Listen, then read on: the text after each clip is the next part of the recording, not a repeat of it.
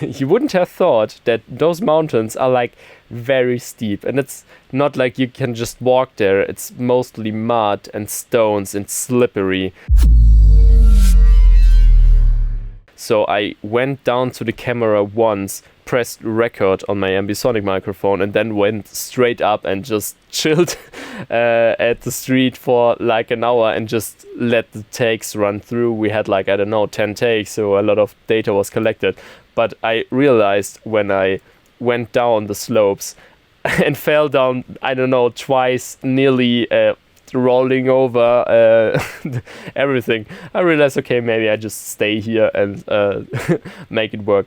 But for the specific scene that I was just showing you, I thought it may be funny to actually break down how we, as you can see, recorded with the tripod on the tractor, where the microphone hardly fit there, and I was awkwardly hiding behind the stone wall, and to break down where the tractor actually was going. So I went to Google Maps, and this is where the tractor was driving. As you can tell, it was driving basically to the front and then taking a left turn. So this is the left turn you can see here.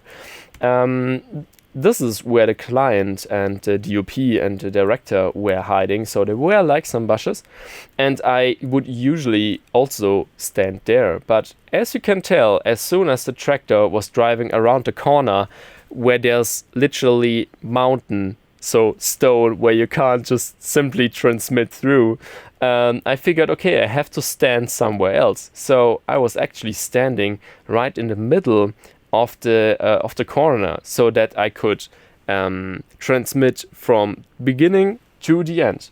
But the problem was I could then not transmit my sound back to the client, because that was out of range, and I would have to have like more antennas, and as I said, I was just like one sound guy there.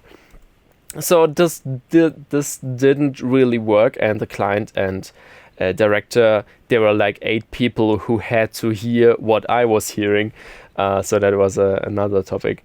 But you have to make sure that they know what's going on and that they can judge, okay, was this a good take or not? Because the image also was transmitted, actually all of the 4 cameras, but it's hard to tell like what's even going on if you don't hear the sound.